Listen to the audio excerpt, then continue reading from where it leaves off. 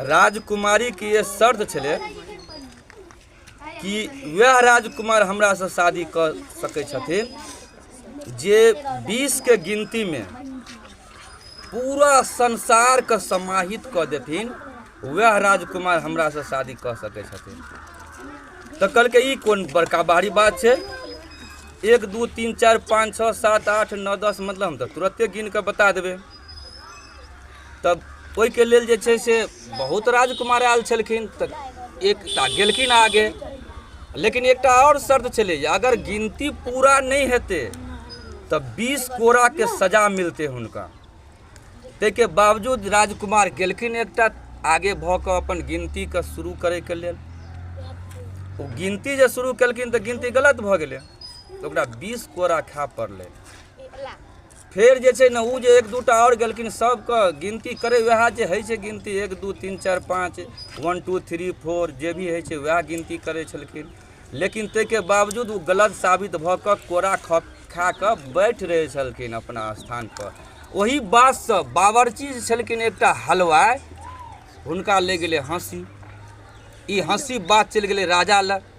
राजा हुनका बोलौलखिन आ कहलखिन जे कि तोरा ई जे छै से गिनती 20 गिन लेभी, तू पूरा संसार के समाहित कर लेभी, जे तोरा हंसी ले गेलो। कहलकै त ई तो बड़ा हमरा लेल तो बहुत छोट काम छै ई।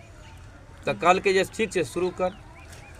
तो कहलकै ठीक छै। राजकुमारी कहलखिन जे राजकुमार के लेल तो 20 कोड़ा छलै सजा, लेकिन अगर अहाँ के नहीं ई गिनती पूरा कैल होत तो अहाँ जे छै से अहाँ के लेल मृत्यु दंड के सजा मतलब हेतै।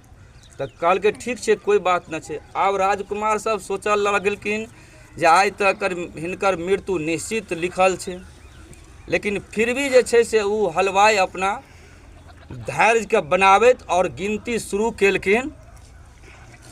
1 भगवान, 2 पक्ष, 3 लोक, 4 युग, 5 पांडव, 6 शस्त्र, 7 दिन, 8 खंड, 9 ग्रह, 10 दिशा, 11 रुद्र, 12 महीना, 13 रत्न, 14 विद्या, 15 तिथि, 16 संस्कार, 17 वनस्पति, 18 पुराण, 19 में ई पूरा संसार और 20 में हम अहाँ।